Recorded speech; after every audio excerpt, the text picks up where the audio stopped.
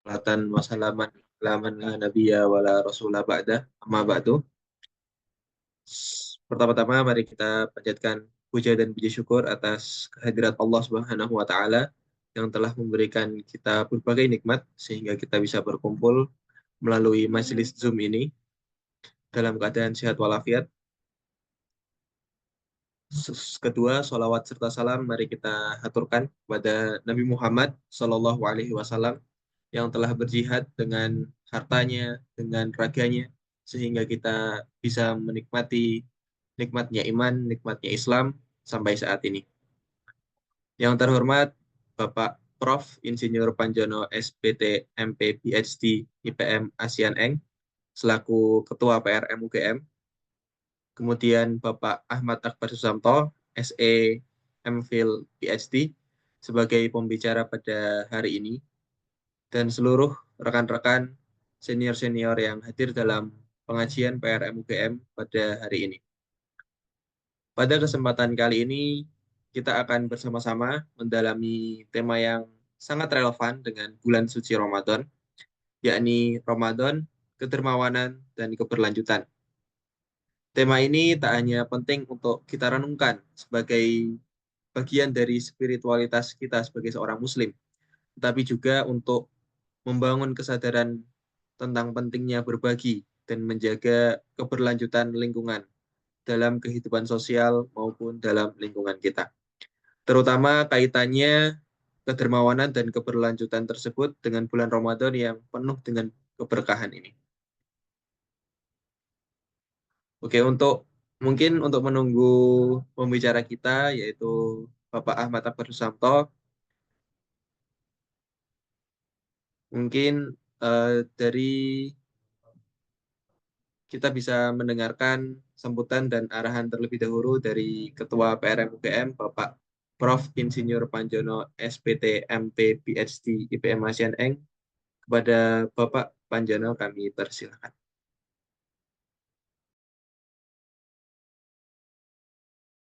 Oh, maaf. Terima kasih, Mas. Bapak sekalian, teman-teman semuanya, Assalamualaikum warahmatullahi wabarakatuh. Waalaikumsalam. Alhamdulillah, amin. Atas berkat rahmat Allah kita bisa bertemu meskipun secara daring dan namanya belum banyak ini, tapi kan jumlah itu terlalu penting ya. Yang penting kan semangat kita ini semakin apa istilahnya semangat kita tetap kuat ya, meskipun sedikit. Nah, kalau kuat semua ya tetap bagus gitu ya, kira-kira gitu. Jadi eh, yang penting kita punya kegiatan yang bisa kita jalankan dengan lebih baik dari waktu ke waktu.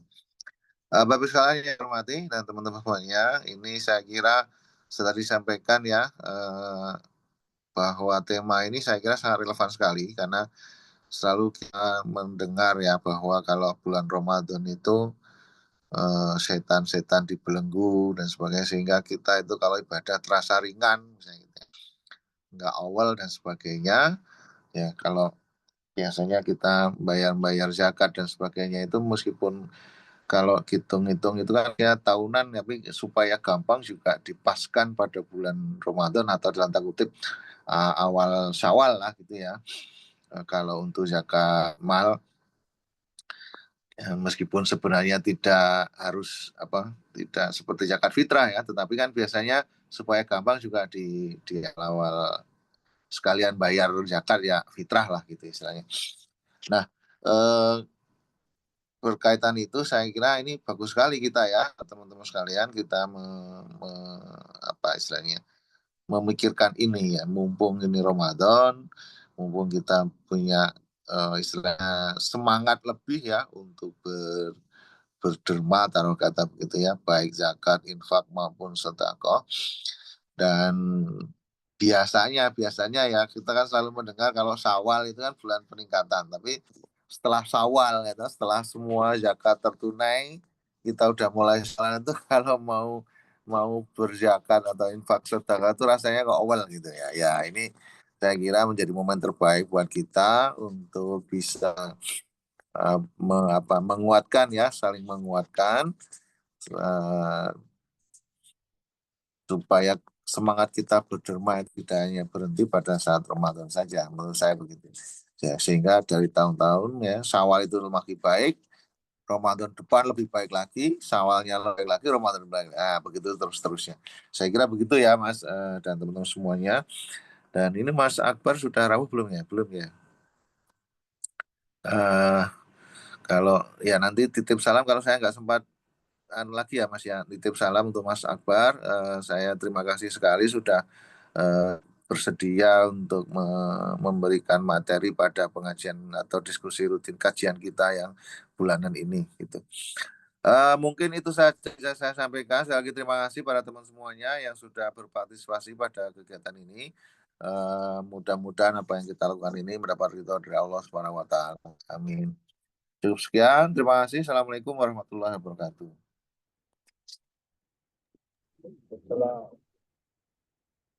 Terima kasih banyak atas sambutan dan arahannya Pak Panjono selaku Ketua PRM UGM.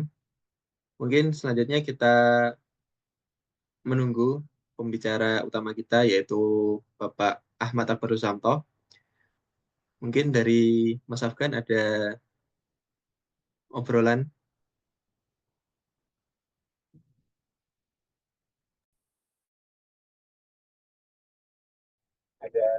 Yuk Mas. kita mewacanakan lazismunya PRM UGM gimana ya baiknya kan sempat kalau ada wacana gimana baiknya karena ini kan sebetulnya Pak Afendi sudah siap ya sebagai ketua yang membidangi apakah perlu UPZ kita menjadi unit pengumpul zakat atau bagaimana sebaiknya barangkali mungkin akan ada pengalaman sehingga nanti barangkali Syawal kita bisa launching untuk Dismo PRM. Oke, Mas Gifari.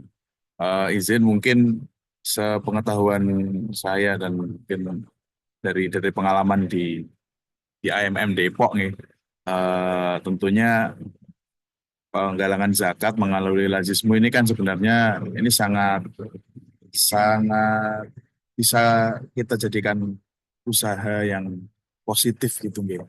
Terlebih mungkin seringkali saya selalu dihubungi oleh petugas lazismu Depok itu untuk bisa mengumpulkan data dosen UGM mungkin gitu ya. Nah, tapi ya saya nggak megang semuanya gitu kan. Nah, tapi mungkin karena lingkup kita di UGM, entah nanti di kedepannya apakah menggunakan metode UPZ seperti pun Basnas yang ada di Maskam itu rumah Erzis atau mendirikan KL sendiri, saya kira minimal kita yang ngurus ada, gitu. Yang ngurus ada dan kalau secara personalianya setahu saya ada minimal tiga orang ya, 3 orang yang ngurus atau mungkin satu ketua yang lainnya membantu seperti itu. Mungkin seperti itu gambarannya. Ini sudah ada Pak Akbar, monggo. Monggo Mas sudah. Waalaikumsalam. Oke, alhamdulillah pembicara kita Bapak Ahmad Akbar Susanto, SE/MPhil PhD sudah hadir pada Zoom kita kali ini. Mungkin tanpa berlama-lama lagi, kita akan mulai dari pemaparan, mungkin sekitar 30 menit, Pak Akbar. Kemudian dilanjutkan dengan sesi tanya-jawab. Mungkin kepada Bapak Ahmad Akbar Susanto, SE/MPhil PhD, kami persilahkan.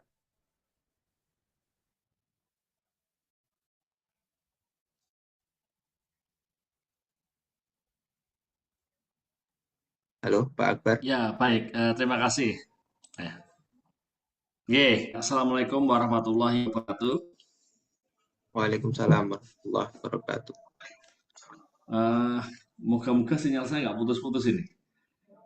Oke, jadi pertama kita bersyukur, alhamdulillah dari Allah Subhanahu Wa Taala bahwa kesempatan sudah dapat bersama hadir di forum ini ya.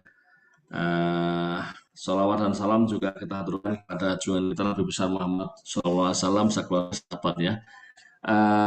Teman-teman sekalian, Tadi saya agak confused, kita mulai jam berapa ya? Untung saya nggak telat tadi. Ternyata udah kan jam 4 ya. Gitu ya. Oke, baik. Teman-teman semuanya, nanti kalau pas suara saya nggak jelas, mohon disampaikan. Jadi saya hari ini diajak untuk menyampaikan materi tentang Ramadan, kedermawanan gitu ya. Ramadan dan apa itu kedermawanan dan keberlanjutan. Jadi teman-teman sekalian, saya kira kalau tentang bersedekah di bulan Ramadan ini no question. Saya yakin Anda semua sudah sangat paham gitu ya. Anda semua saya yakin sudah paham bahwa di dalam Islam itu ada ajaran yang mendorong kita itu untuk berbagi, untuk bersedekah kepada siapapun, ya, baik kepada Muslim maupun kepada yang bukan Muslim, gitu. Dan dalam hal ini kita diajarkan bahwa berbuat baik pun juga bisa memberikan manfaat tidak hanya bagi orang lain yang kita kasih, tapi juga diri kita sendiri, gitu ya. Saya ingin sedikit mereview itu, tetapi nanti saya mungkin akan lebih banyak cerita justru tentang bagaimana kita bisa membangun ini sebagai sebuah sistem ketimbang sekedar tentu saja tetap mengajak lah sebagai kita semua untuk bersedekah gitu. Tapi insya Allah saya yakin Anda semua sudah termasuk yang bersedekah gitu ya, sehingga mungkin penekanan kita bukan hanya tentang sana, gitu ya. Jadi tentang kedermawanan sekali lagi teman-teman sekalian, saya yakin Islam, Anda semua sudah paham bahwa Islam sangat memberikan penekanan tentang itu. Dalam Islam gitu ya, yang namanya sedekah atau semacamnya itu bukan hanya sesuatu yang didorong sebagai sesuatu yang sukarela begitu, melainkan juga bagian dari pengamalan ajaran agama kita, gitu ya. Jadi kalau kita bersedekah itu nanti dimensinya bukan sekadar dimensi sesama manusia, tetapi dimensinya juga dimensi vertikal kepada Allah. Mungkin saya bisa share screen ini beberapa slide yang relevan, walaupun mungkin kita nggak akan ikut slide ini terus, gitu, tapi bisa membantulah gitu ya, buat biar ada pandangannya gitu ya. Jadi dalam Islam sedekah itu mempunyai dimensi vertikal juga. Nah, sekedar memberikan ilustrasi tentang ajaran Islam ini yang memerintahkan untuk bersedekah dan seterusnya itu untuk dermawan gitu ya, adalah salah satu hadis yang disampaikan oleh Rasulullah. Jadi, man nafasa an mu'minin kurbatan min kurabid dunia nafasallahu anhu kurbatan min kurabi yaumil qiyamati. Ya, barang siapa yang melepaskan satu kesusahan dunia dari seorang mukmin, maka Allah akan melepaskan satu kesusahan darinya pada hari kiamat. Gitu ya. Ini salah satu hadis ya yang menunjukkan tentang dorongan untuk kita bersedekah, menjadi dermawan dan sebagainya. Dan menjadi dermawan itu kan sebenarnya tidak harus berupa, nanti kita bahas ya macam-macam sedekah gitu ya, tapi tidak harus berupa uang sebenarnya. Nah, ini hadis lain dalam Islam ya. Hadis ini adalah hadis yang panjang aslinya, yaitu hadis yang menceritakan tentang bagaimana seorang muslim itu adalah saudara bagi muslim yang lain, dan karena itu ada hak-hak dari muslim yang lain itu kepada kita. Nah, dan di antara potongannya adalah gitu ya, siapa yang bisa membantu hajat saudaranya. Jadi wa man kana fi hajatin fi hajati ahihi gitu ya, siapa yang biasa membantu hajat saudaranya, kanallahu fi hajatihi gitu, maka Allah akan senantiasa menolongnya dalam hajatnya. Jadi kalau barang siapa yang mempermudah urusan orang begitu kurang lebih, maka Allah akan mempermudah urusannya gitu ya. Nah, inilah satu hak muslim kepada muslim yang lain sebagaimana disebutkan oleh Rasulullah dalam hadis ini, hadis riwayat Bukhari dan Muslim, sahih insyaallah gitu ya. Di samping nanti ada juga lain seperti tidak boleh menzolimi, tidak boleh biar kewajiban lain gitu ya. Jadi ini tadi ada macam-macam kewajiban kepada sama muslim, dan diantaranya adalah kewajiban untuk membantu mereka, membantu hajat mereka, memudahkan urusan mereka. Di samping juga kewajiban lain ya, tidak boleh menzolimi, tidak boleh biarkannya diganggu orang lain, dan seterusnya gitu. Menutup aib ya, aib dari saudara kita muslim dan sebagainya. Ya, jadi ini sekali lagi menegaskan betapa pentingnya kedermawanan di dalam Islam, yang kedermawanan itu bisa bentuknya apapun gitu ya. Nah, teman-teman sekalian, dalam istilah lain, kedermawanan itu mungkin kalau kedermawanan itu kan kemauan untuk memberikan sesuatu, ya, kemauan untuk berderma, begitu ya. Berderma ini artinya memberikan sesuatu dari kita kepada sesama manusia. Yang itu mungkin kalau istilah lain yang dekat adalah filantropi, gitu ya. Filantropi ini tapi dari bahasa Yunani, philos dan tropos, antropos gitu ya. Jadi cinta sesama manusia. Nah, sementara kalau kedermawanan itu kan dari bahasa mungkin dulu bahasa Sanskerta, derma yang artinya kita berbakti, memberikan sesuatu gitu ya kepada sama manusia. Tapi semangatnya kan sama gitu. Dan dalam Islam itu kemudian akan diwadahi dengan beberapa istilah-istilah yang mungkin merupakan terminologi Islam. Nanti saya akan sampaikan gitu ya. Nah, ini juga hadis lain dari Rasulullah. Jadi Allah, kata Rasulullah, senantiasa menolong hambanya selama ia menolong saudaranya. Gitu. Nah, baik, di dalam Islam nanti kedermawanan itu ada banyak. Gitu ya. Kedermawanan ada banyak, baik yang diwajibkan di dalam Islam maupun kedermawanan yang nanti sifatnya tidak diwajibkan di dalam Islam. Gitu.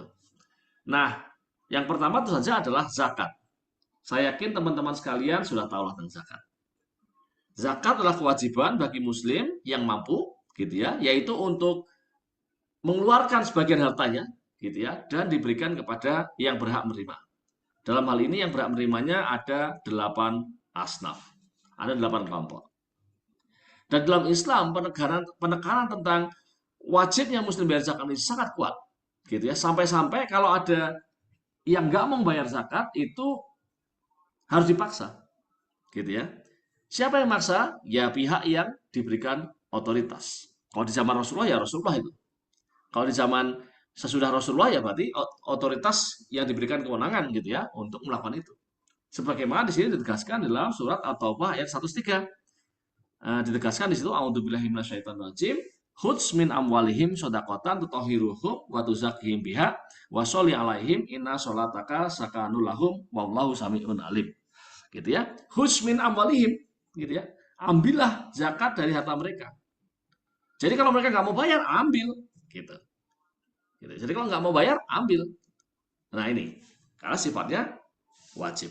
Jadi kalau tadi kita bicara tentang kedermawanan dalam Islam, maka salah satunya adalah zakat. Pak, kok Bapak dari tadi malah nggak nyebut-nyebut Ramadan? Nanti, akhirnya saya akan sebutkan tentang kaitannya dengan Ramadan. Gitu ya. Ini kedermawanan secara umum. Gitu ya. Yang berlaku baik pada bulan Ramadan maupun bukan pada bulan Ramadan. Gitu ya. Dan ini berlaku terus gitu. Tadi ya, macam-macam kedermawanan dalam Islam itu gitu ya. Pertama, bentuknya zakat. Yang itu adalah kewajiban bagi muslim. Dan Anda tahu bahwa yang dimaksud dengan zakat ini ada 2 macam. Zakat fitrah, zakat mal. Zakat fitrah dikenakan atas setiap jiwa yang hidup, sementara zakat mal dikenakan atas harta kita. Zakat fitrah mah semua orang kita insya Allah bayar. Gitu. Tapi yang mungkin kesadaran masih kurang adalah zakat mal. Zakat atas harta yang kita miliki. Nah, lalu bentuk kedermawanan lain dalam Islam adalah infak. Infak ini berasal dari kata nafako, mengeluarkan harta, gitu ya, mengeluarkan harta di jalan Allah tentu saja ya. Nah, infak ini hukum dasarnya bisa berbeda-beda, tergantung konteksnya, gitu ya. Karena kata infak ini sebenarnya general, yaitu mengeluarkan atau membelanjakan harta di jalan Allah. Maka nanti statusnya hukumnya apakah wajib apa enggak tergantung pada ceritanya. Kalau saya sebagai suami membelanjakan harta untuk memberi nafkah kepada keluarga saya sebagai suami dan juga sebagai ayah gitu ya, maka itu hukumnya wajib bagi saya gitu. Tetapi kalau saya misalnya memberikan uang misalnya kepada pihak lain, nah itu hukumnya bisa sunnah gitu. Atau kalau saya berikan kepada orang lain yang digunakan untuk kepentingan yang tidak sesuai di jalan Allah tadi, malah mungkin hukumnya haram gitu kan. Karena infak ini harus pengeluaran harta di jalan Allah. Oke, jadi contoh misalnya kata-kata contoh misalnya ayat dalam Al-Qur'an yang menyebutkan kata infak ini. Nah, jadi di sini ada kata-kata ya ayyuhalladzina amanu gitu ya. Ya ayyuhalladzina amanu ya, anfiku. Nah, kata-kata anfiku itu nafkahkanlah atau infakkanlah gitu ya. Nah, infakkanlah. gitu ya. Sebagian dari hasil usahamu yang baik-baik, dan sebagian dari yang kami keluarkan dari bumi untukmu, ya, dan seterusnya, gitu ya. Nah, dan kalau kita menginfakkan itu atau membelanjakan itu ya dipilih yang baik, gitu ya. Janganlah kamu milih yang buruk untuk kamu infakkan, padahal kamu tidak mau mengambilnya, kecuali dengan memicikkan mata terhadapnya. Ketahuilah bahwa Allah Maha Kaya lagi Maha Terpuji. Maksudnya adalah bahwa kalau kita itu membelanjakan harta kita di jalan Allah itu ya yang terbaik, gitu. Baik untuk keluarga kita maupun juga untuk orang lain, gitu. Jangan malah yang kita sendiri nggak mau terus dikasihkan orang, gitu.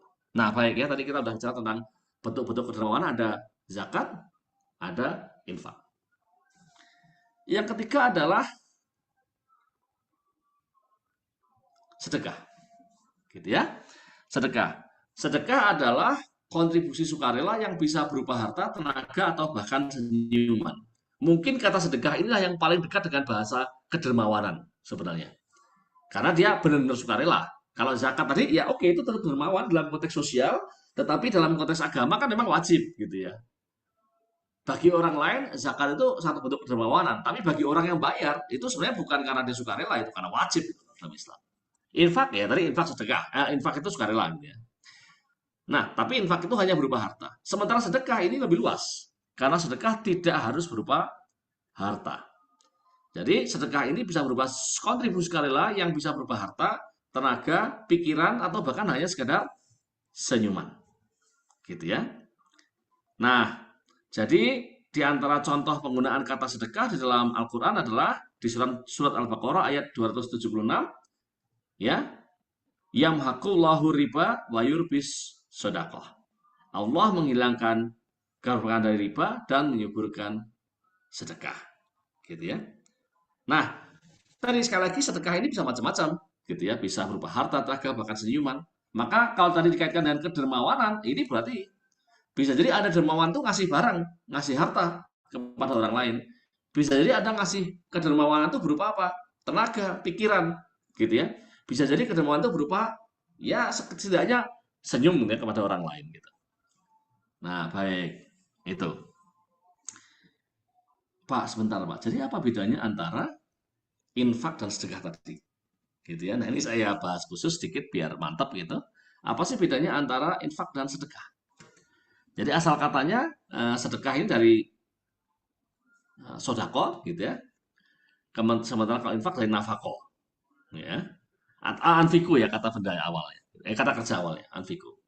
Nah, definisinya bahwa sedekah adalah pemberian sukarela yang menunjukkan ketulusan iman baik dalam bentuk harta ataupun non harta.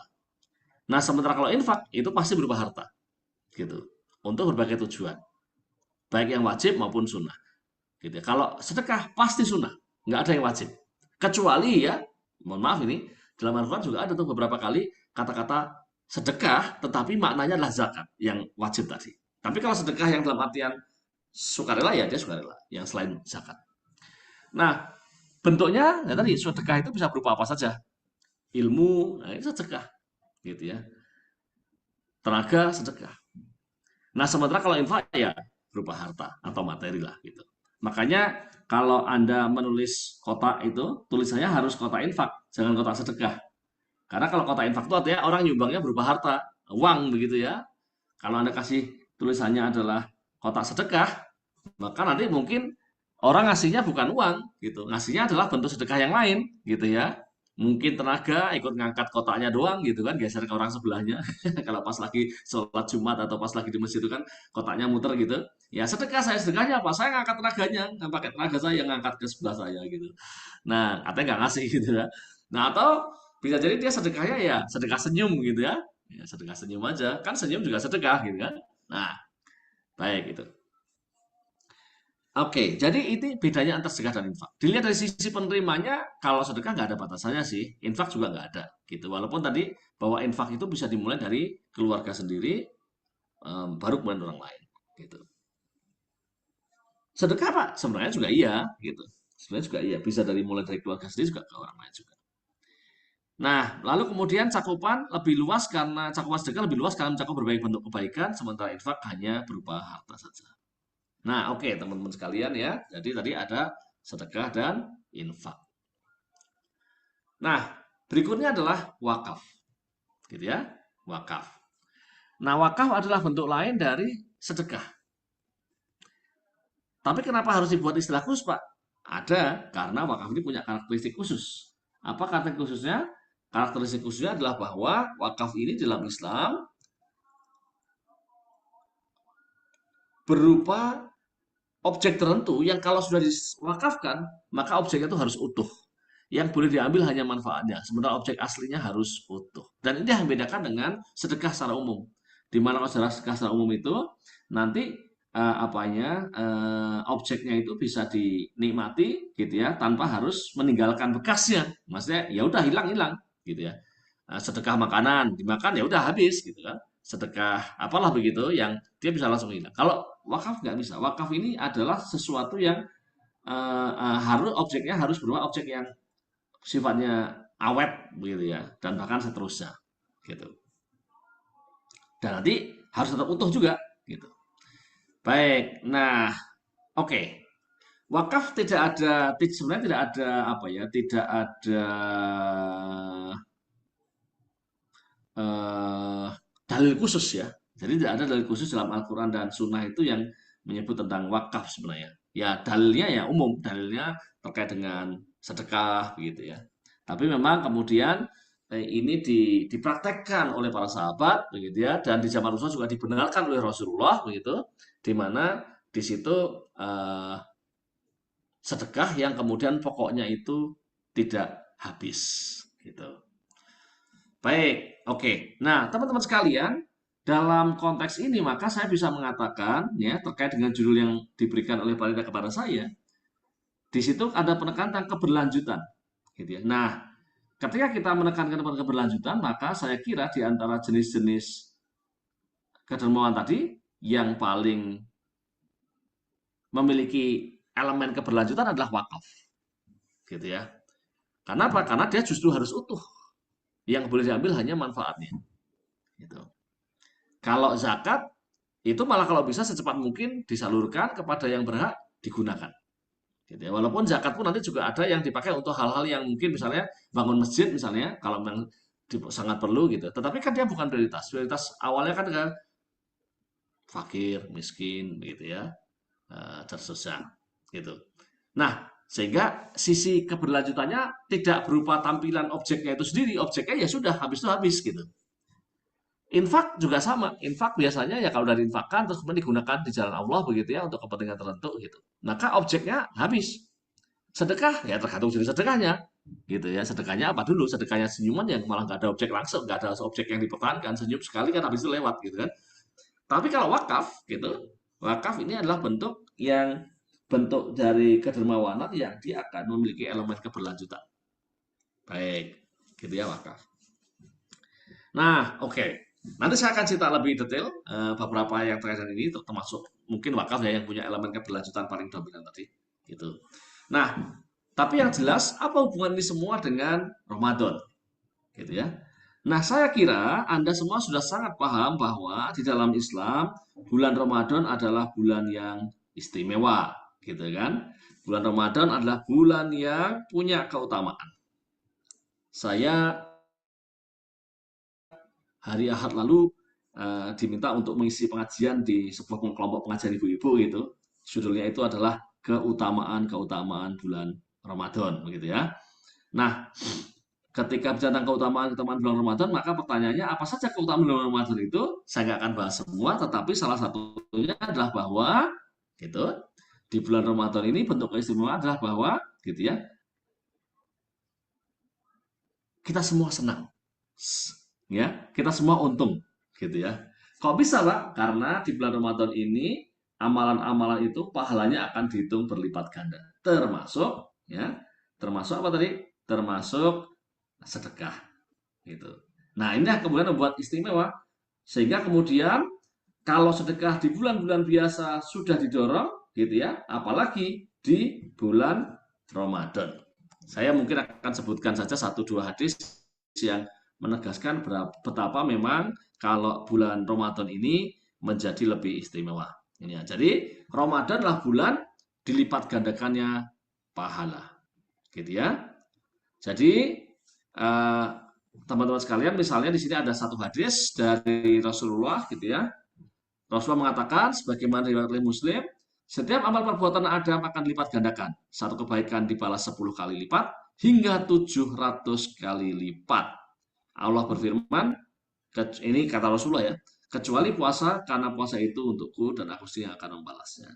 Gitu ya. Jadi barang siapa yang kemudian buat kebaikan di bulan Ramadan ini, maka akan dinilai pahalanya itu berlipat ganda, lebih banyak daripada di bulan-bulan lain. Terkait dengan sedekah juga begitu. Rasulullah suatu saat ditanya, ya Rasulullah, apakah sedekah yang terbaik? Kata Rasulullah, sebaik-baik sedekah adalah sedekah di bulan Ramadan.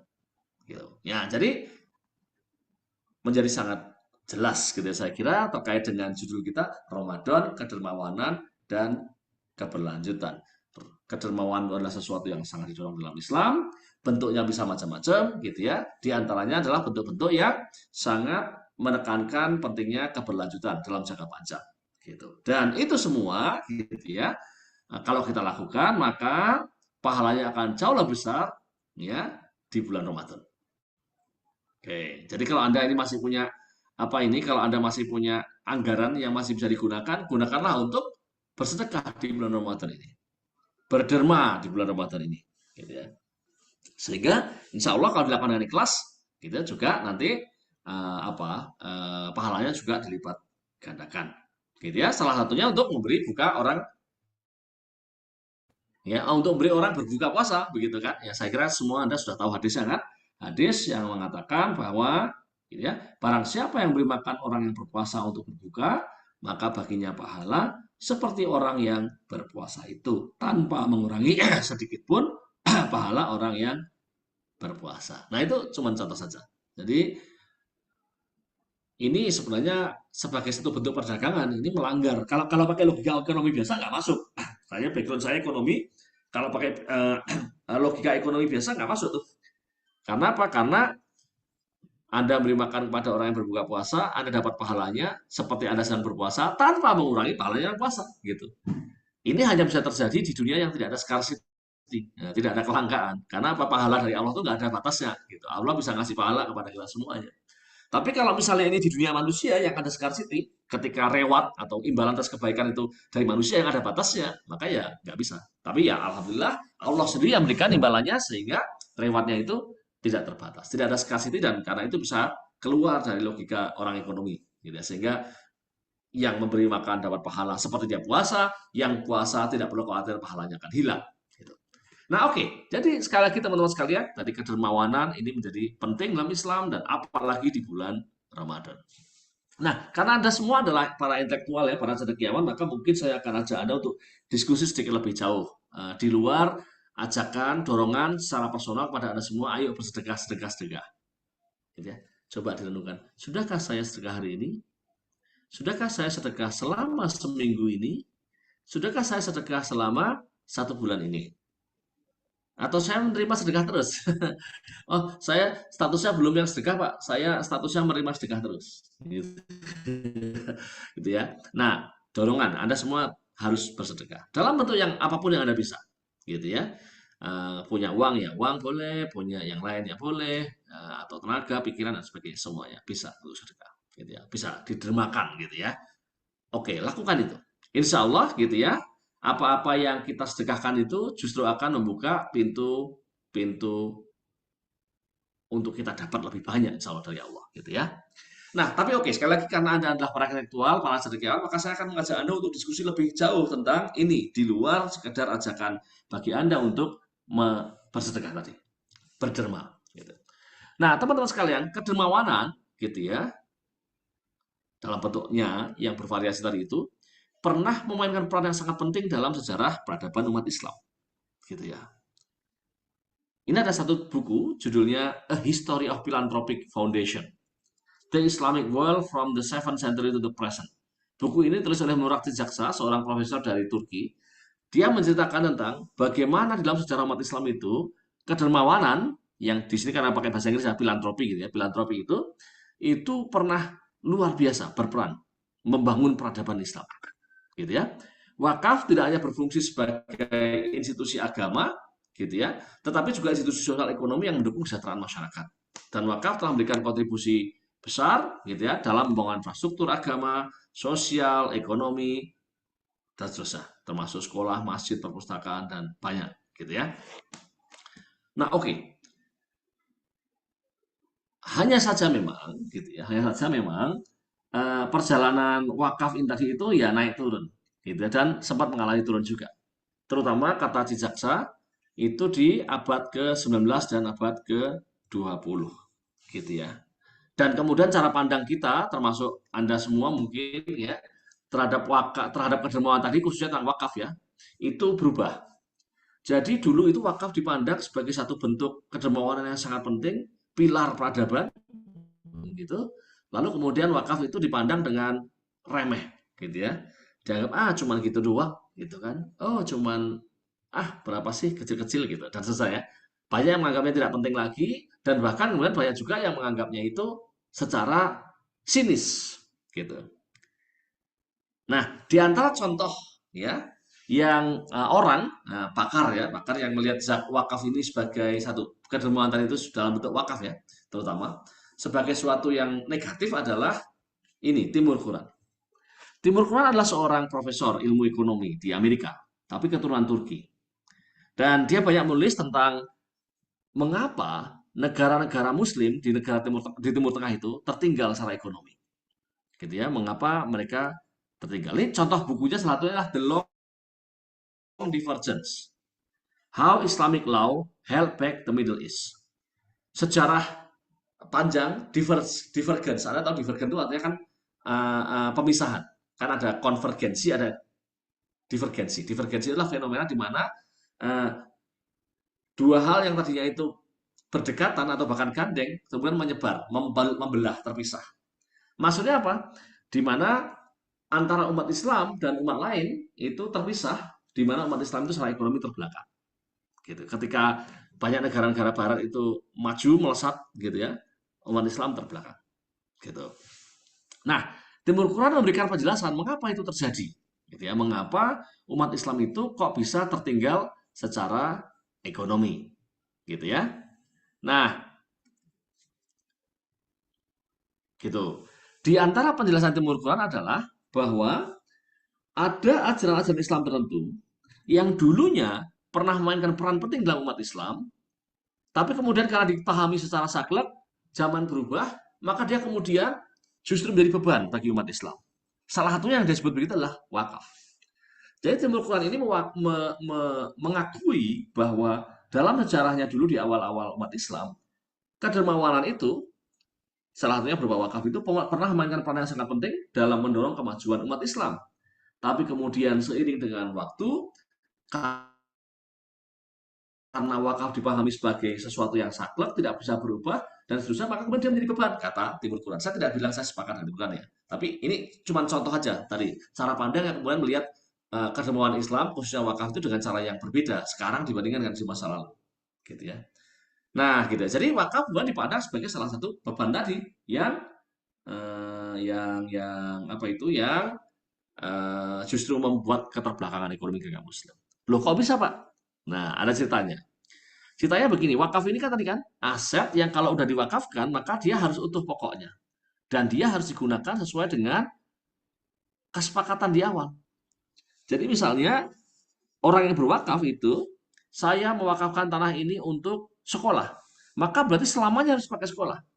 Saya mewakafkan tanah ini untuk masjid. Berarti selamanya dipakai untuk masjid. Padahal mungkin seiring dengan waktu zaman berubah, di situ nggak diperlukan lagi ada masjid. Kenapa? Orang udah pindah misalnya, udah nggak ada orangnya dan sebagainya gitu.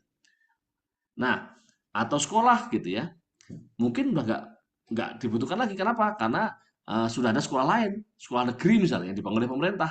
Tapi kemudian amanahnya kan untuk sekolah. Nah, gitu dan seterusnya. Atau ada juga gitu ya, karena di zaman itu, di zaman-zaman abad pertengahan itu banyak juga itu ada yang namanya wakaf ahli. Wakaf ahli itu adalah wakaf yang jadi orang yang berwakaf itu mengatakan bahwa ini adalah wakaf yang nanti manfaatnya boleh diambil untuk anak cucu saya. Gitu. Nah, artinya memang beneficiarinya atau mauquf alainya atau pihak yang akan diprioritaskan untuk menerima manfaatnya itu adalah anak cucunya dia. Nah, seringkali wakaf-wakaf ini dibuat tidak dengan perencanaan jangka panjang. Dia pokoknya ya udah, pokoknya saya wakaf aja gitu. Saya wakaf aja gitu. Nah, sehingga apa yang terjadi? Kalau kata Timur Quran, nanti banyak wakaf-wakaf itu yang justru menjadi aset yang mangkrak, gitu ya. Di dunia di mana ada scarcity, ada kelangkaan, ada sumber daya yang harus dimanfaatkan. Nah, kalau ada sampai sumber daya yang mangkrak, ya berarti nanti justru akan menghambat kemajuan. Itu kata Timur Quran. Jadi tadi saya mengatakan bahwa saya, gitu ya, meskipun dalam sejarah kedermawanan ini pernah mainkan peran yang sangat penting dalam umat Islam, menjadi salah satu pilar memperkuat peradaban, tapi kemudian seiring dengan waktu dia cara pandangnya menjadi berbeda. Ya, kalaupun kita masih taat gitu ya, paling melihatnya dengan cara agak sedikit meremehkan, itu kan cuma apa sih, cuma kecil gitu. Kalau yang tadi yang lebih sinis gitu ya, akan melihatnya dengan cara yang bahkan lebih parah lagi gitu. Nah, oke. Jadi, terus gimana dong, Pak? Nah, saya mengajak Anda sebagai intelektual, sebagai cendekiawan muda, untuk melihat kedermawan ini, kedermawan dalam Islam ini sebagai kekuatan yang besar sebenarnya. Apalagi wakaf gitu ya. Eh, ini adalah sesuatu yang kalau kita kerjakan dengan serius, kita garap dengan serius, akan bisa menjadi tadi pilar penopang peradaban. Bayangkan, fakta menunjukkan bahwa di Muhammadiyah itu hampir semua amal usaha itu di awal-awalnya gitu berawal dari kedermawanan. Bisa berupa zakat, bisa berupa infak, bisa sedekah, dan banyak yang berupa wakaf. Gitu ya. Universitas Muhammadiyah itu awalnya banyak yang berupa wakaf. Minimal tanahnya gitu ya, atau bagian-bagian tertentu dari gedungnya. Bahwa kemudian dia berkembang, terus kemudian dapat penerimaan lain berupa SPP atau apapun yang lain, tapi awalnya itu banyak sedekah. Dan dari situlah maka Muhammadiyah itu punya begitu banyak rumah sakit, begitu banyak perguruan tinggi, sekolah, dan lain-lain. Dan itu hampir semuanya berawal dari kedermawanan. Jadi insya Allah sebenarnya kedermawanan ini adalah salah satu kekuatan umat Islam kalau dikerjakan dengan serius. Oke. Nah, penekanan tentang pentingnya apa itu? Pentingnya kedermawanan tadi itu menjadi lebih lagi gitu ya, menjadi lebih terasa gitu ya. Kalau kita mengingat bahwa gitu ya, secara faktual umat Islam itu masih banyak yang tertinggal secara ekonomi. Negara-negara muslim itu masih membutuhkan banyak dana untuk melakukan pembangunan, untuk mengangkat masyarakat mereka menjadi hidup lebih baik. Dan itu sebenarnya salah satu tadi kontributor yang penting adalah berasal dari kedermawanan di dalam umat Islam. Jadi Anda tahu negara-negara di dunia itu bisa dibagi menjadi 4 kelompok berdasarkan pendapatan per kapita mereka. Negara berpendapatan menengah bawah, negara berpendapatan menengah bawah, negara berpendapatan rendah maksud saya, negara berpendapatan rendah, low income country, negara berpendapatan menengah bawah, negara berpendapatan menengah atas, dan terakhir negara berpendapatan tinggi. Nah, umat Islam itu banyak yang masih masuk kategori negara berpendapatan rendah. Ada sebagian yang masuk kategori negara berpendapatan menengah, baik menengah bawah maupun menengah atas, dan hanya sangat sedikit yang masuk kategori negara berpendapatan tinggi. Gitu ya. Sehingga apa? Sehingga kalau kita mau mengangkat mereka, ya berarti kita harus mendorong kemajuan mereka, mendorong pembangunan ekonomi mereka begitu. Dan Anda tahu di antara sumber pendanaan bangunan itu adalah tadi dari kedermawanan itu. Kalau kita lihat petanya, banyaknya orang yang tinggal dengan kehidupan miskin yang ekstrim, yaitu banyak di negara-negara muslim. Ini kalau Anda perhatikan di sini nih, yang warna-warna merah ini, merah pekat ini banyak negara muslim. Ini gitu ya. Mayoritas penduduk muslim banyak di situ. Gitu ya. Baik, oke. Jadi itu ya, kita benar-benar membutuhkan sesuatu yang kedermawanan itu sebagai satu pilar. Pak, apakah kemudian kalau kita ngomong kedermawanan ini berarti kita meninggalkan pranegara? Enggak lah, bukan begitu saya melihatnya. Gitu ya. Jadi ketika saya misalnya menekankan tentang perlunya kedermawanan gitu ya, maka pada waktu yang sama saya tidak sedang mengatakan bahwa misalnya nih, udahlah nggak usah ngomongin APBN, nggak usah ngomongin pemerintah, beda enggak, itu tuh penting gitu ya, itu penting juga gitu. Tapi faktanya bahwa gitu ya, dua-duanya harus jalan gitu ya. Pada forum yang lain saya akan mengatakan ini APBN harus diawasi dengan ketat, kita harus kritis supaya pemanfaatan sumber daya publik kita itu benar. Tapi juga pada waktu yang sama saya akan mengatakan, oh sangat penting bagi kita untuk mengandalkan pendanaan yang berasal dari selain APBN, gitu. Salah satunya adalah kedermawanan umat Islam tadi, gitu. Nah, jadi kalau kita ngomong misalnya sekarang ngomong tentang SDGs gitu ya, ngomong tentang prevalensi stunting, wah itu sangat penting ini peran dari kedermawanan dalam Islam itu, ya luar biasa perannya, gitu. Nah, baik teman-teman sekalian, jadi ya tadi potensinya itu sebenarnya besar, tapi sempat turun begitu dan sekarang perlu kita bangun kembali, gitu ya, perlu kita bangun kembali, terutama kita mulai dengan membangun kesadaran dan partisipasi umat Islam yang sekarang masih relatif rendah, gitu ya. Kemudian nanti tentu saja melakukan perbaikan-perbaikan yang terkait dengan pengelolaannya di lembaga-lembaga yang mengelola, misalnya nih Lazis, lembaga amil zakat infak sedekah, gitu ya. Kita punya namanya Lazismu, Lazis Muhammadiyah, gitu ya. Ada juga Lazis-Lazis yang lain, gitu. Nah, juga yang terkait dengan wakaf misalnya. Kalau yang mengelola wakaf itu istilahnya nazir, gitu. Nah, nazir wakaf itu juga belum semuanya menjalankan tugasnya dengan baik. Masih banyak itu aset-aset wakaf yang mangkrak, tidak produktif, dan sebagainya. Gitu ya. Atau kalaupun sudah mulai dikelola, gitu ya, belum sepenuhnya profesional, gitu. Belum ada transparansi, masih kurang akuntabilitasnya, dan sebagainya. Nah, baik. Jadi itu perlu perbaikan ke depan. Maka, tapi minimal ya kita mulai dari kita sendiri bersama-sama ini untuk membangun kesadaran bahwa, oh ini sesuatu yang sangat penting dan potensial dan bisa menjadi pijakan penting bagi umat di masa depan. Terutama wakaf tadi. Kenapa? Karena wakaf itu begitu sudah diwakafkan dan kalau dia bisa digunakan dengan produktif, maka dia permanen seterusnya. Gitu. Jadi nambah terus, nambah terus, nambah terus gitu. Nah, terkait dengan itu teman-teman sekalian, saya mungkin cerita sedikit ya tentang bagaimana kita bisa meningkatkan produktivitas wakaf. Gitu ya. Ini agak lebih spesifik tentang wakaf kalau ini.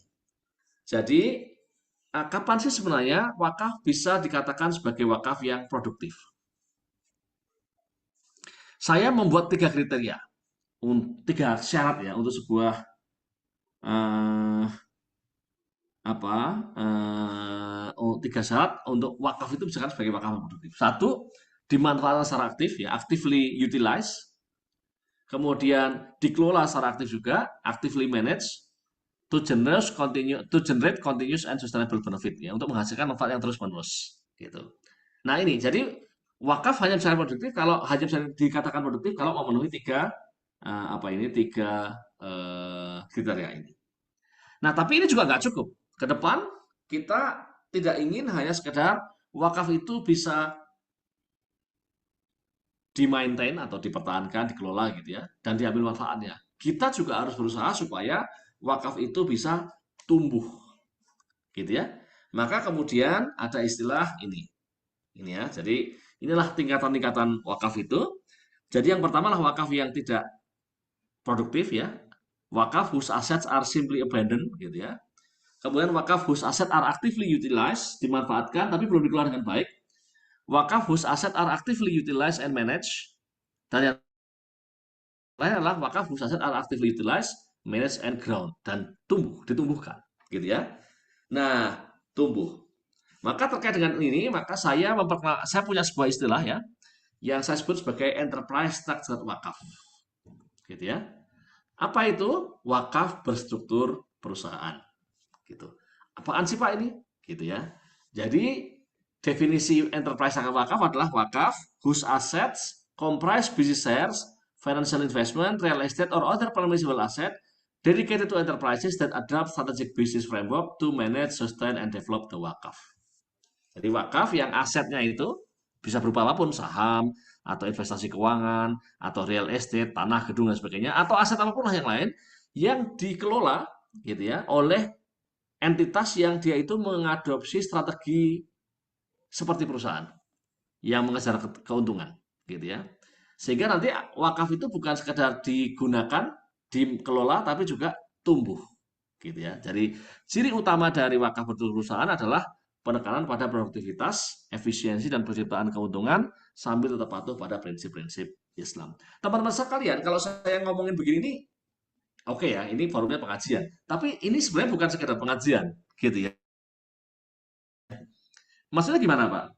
Ini yang saya sampaikan ini sebagian tadi adalah substansi yang lebih dari sekedar pengajian. Mungkin kalau orang Muhammadiyah kadang-kadang nyebutnya dengan istilah pengkajian, gitu ya.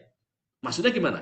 Karena sebenarnya saya sampaikan ini sebagian lah dari saya ambil dari artikel publikasi saya, publikasi jurnal internasional, jurnal ilmiah gitu ya, jurnal ilmiah internasional gitu. Di jurnal internasional yang memang ngomongin tentang itu gitu. Ya kalau misalnya orang kampus atau orang akademik kadang-kadang ngomong terindeks Scopus atau semacamnya lah, terindeks WOS atau semacamnya, atau jurnal internasional bereputasi. Nah, kita sedang ngomongin kayak gitu. Jadi ini saya nggak sekedar cerita tentang sesuatu yang katakanlah untuk pengajian levelnya tanda petik gitu ya, tapi pengkajian gitu ya. Dan definisi ini juga saya ambil dari artikel jurnal ilmiah saya gitu.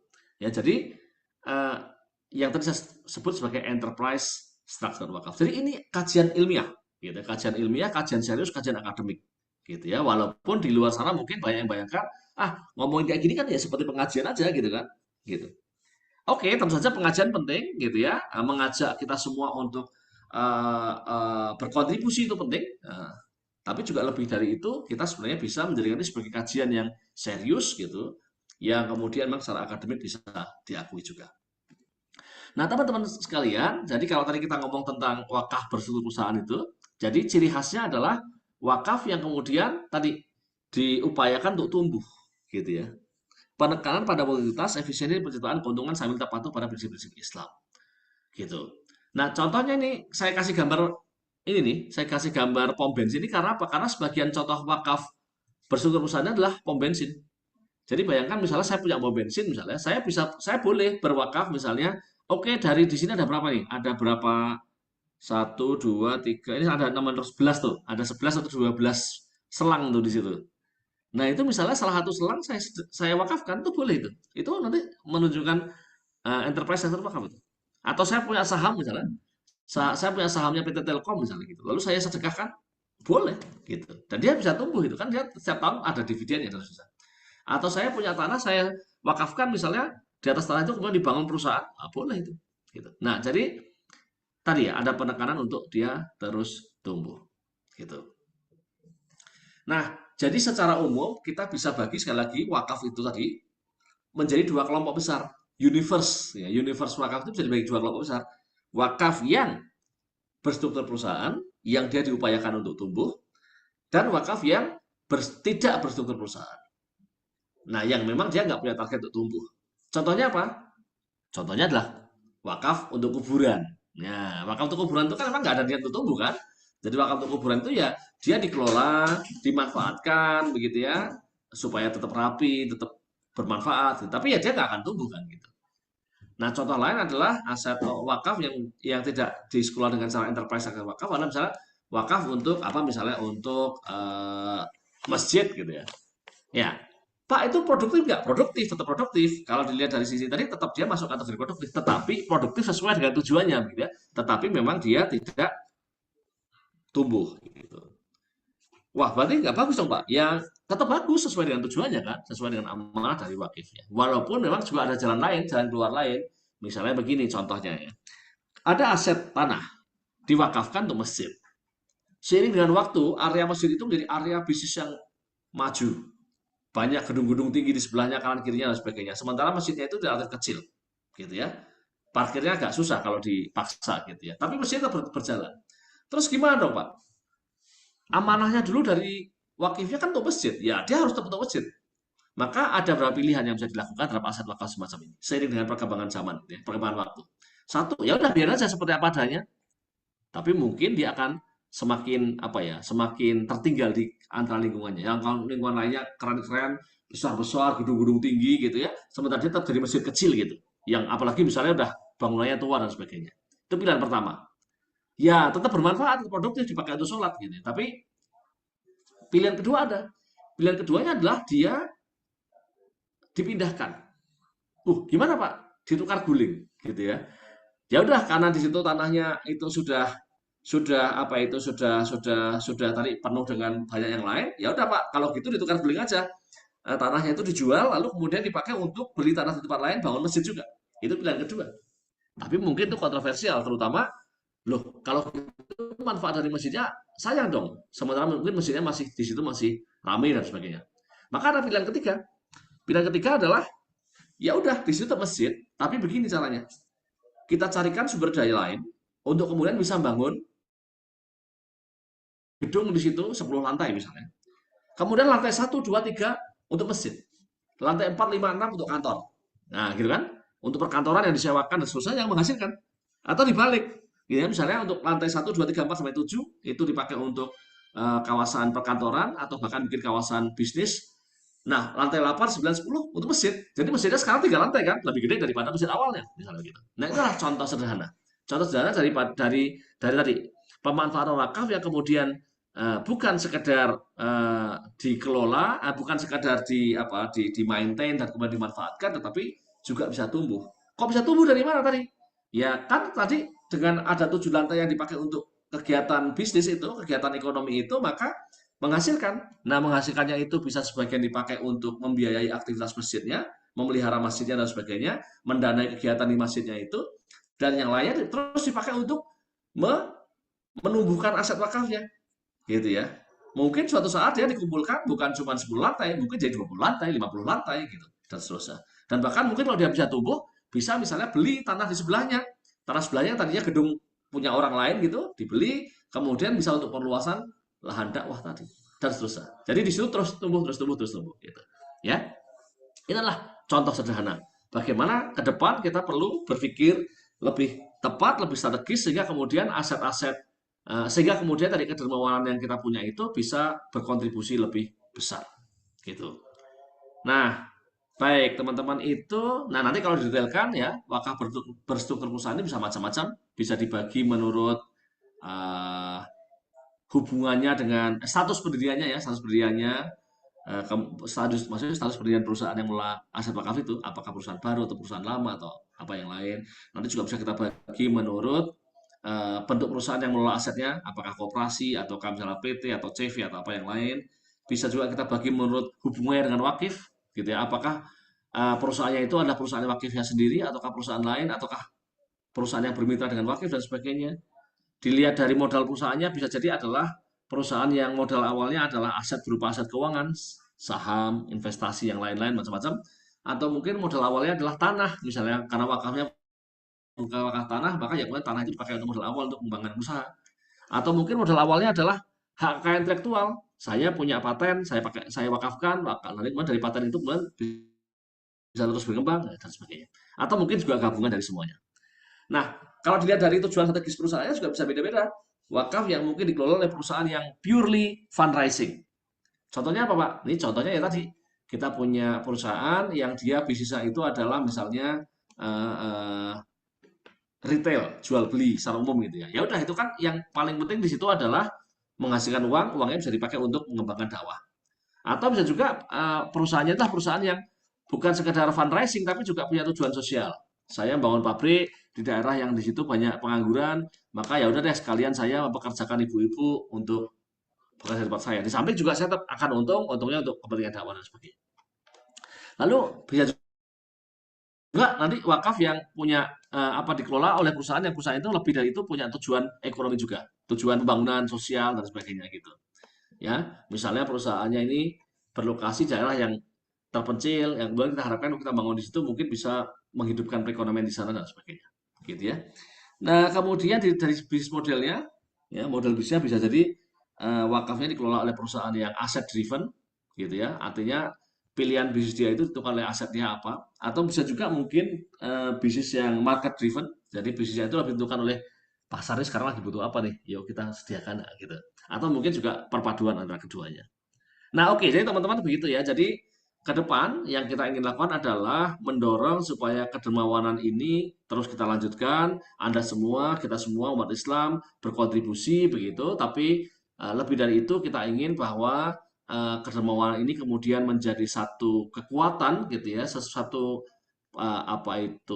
potensi bagi kita, power bagi kita untuk kemudian bisa menggerakkan umat lebih dari itu gitu ya, sehingga kemudian insya Allah kita bisa membangun pilar-pilar peradaban itu dengan lebih baik.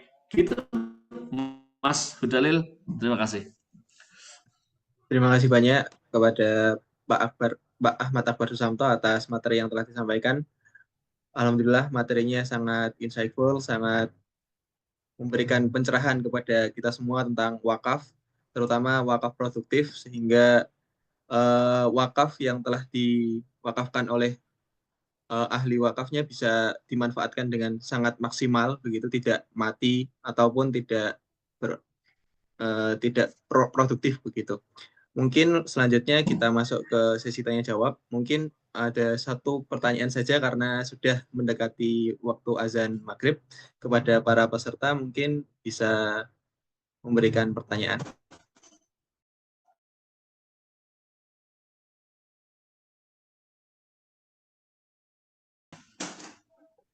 Atau mungkin dari saya ada pertanyaan, Pak.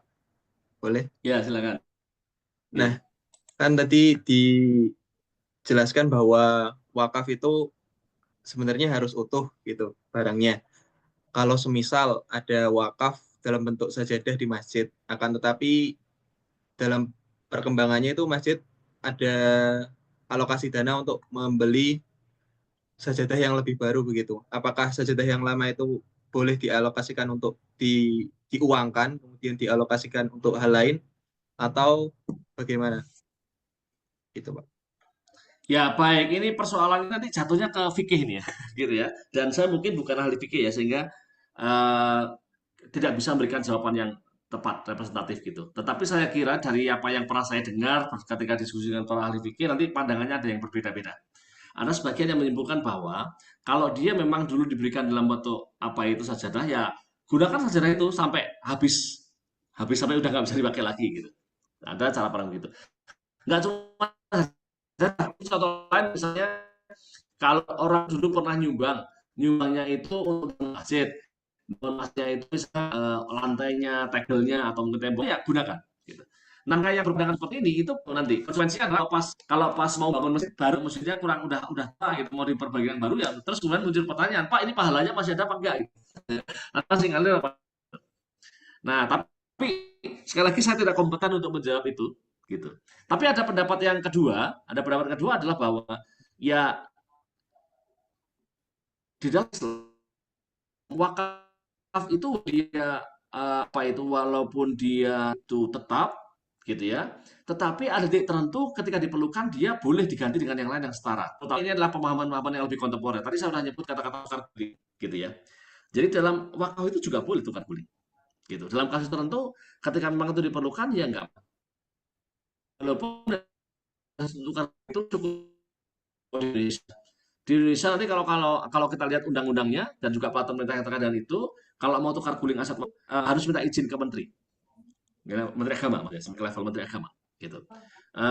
Dan kemudian untuk minta ini kalau misalnya tidak semuanya sepakat perlu pengesahan pengadilan, gitu. Jadi agak serius persoalannya gitu ya. Dan itulah yang tadi sebenarnya salah satunya yang menjadi pintu bagi timur Quran orang yang sinis tadi itu. Kayak gitu kan jadi susah. Nanti alokasi sumbernya tidak sesuai dengan kebutuhan gitu. Jadi, tapi prinsipnya bahwa tukar guling itu diperbolehkan. Jadi kalau dalam kasus khusus misalnya tadi ada orang yang pernah berwakaf, Pak, saya wakaf mobilnya dipakai lagi di sini. Mungkin bisa jadi jual terus dipakai untuk yang lain. Itu pilihan pertama. Jadi uangnya untuk kebaikan yang lain gitu ya. Atau juga mobilnya misalnya tadinya ini di masjid kampus UGM. Masjid kampus UGM udah nggak butuh lagi mobil kan udah punya mobil yang lebih bagus. Terus gimana? Mobilnya disumbangkan ke masjid lain misalnya gitu. Dan selesai. Itu tapi itu saya kira ranahnya sudah ranah fikih gitu ya. Ranah fikih dan kemudian bisa jadi sangat mungkin ya terjadi perbedaan pendapat antara satu ulama dengan ulama lain dan sendiri bukan ahli fikih gitu sih. Saya nggak bisa menghukumi hukumnya apa. Jadi apa yang tadi saya ceritakan itu cuma beberapa pengalaman, beberapa pendapat yang dari yang selama ini saya temui antara satu dengan yang lain ketika mereka dimintai pendapat seperti itu. Tapi ya saya kira kalau dari sudut pandang ibadah gitu ya, ya, mungkin saya tambahin sedikit. Tapi kalau dari sudut pandang ibadah, mungkin ya dengan kita niat beribadah kepada Allah, dengan niat kita berderma kepada Allah, ya terserah lah itu nanti Allah yang ngatur lah, ngitung pahalanya gimana, gitu ya. Jadi kita sebagai manusia nggak usah ngitung sampai situ lah. Itu Allah aja yang ngitung, gitu kan. Jadi kita fokus aja terus nyari yang lain, gitu ya. Fokus aja terus berderma yang lain, gitu. Yang hitung-hitung pahalanya itu biar Allah aja. Gitu. Baik, gitu. Oke, baik. Terima kasih kepada Pak Akbar atas jawabannya. Karena 10 menit lagi kita akan masuk pada azan maghrib, mungkin bisa kita akhiri pengajian PRM pada sore hari ini dengan doa kafaratul majlis. Subhanakallahumma wa bihamdika asyhadu an la ilaha illa anta astaghfiruka wa atubu ilaik. Terima kasih banyak kepada Pak Akbar dan kepada para peserta semuanya. Sekian, saya Darul Mutakin selaku moderator pamit undur diri. Wassalamualaikum warahmatullahi wabarakatuh. Waalaikumsalam warahmatullahi wabarakatuh. Terima kasih Pak Panjarno, terima kasih. Terima kasih Mas Akbar, Semuanya. menarik Oke. sekali. Nanti kita diskusikan lagi tindak lanjut kita malah. Oke, insya Allah.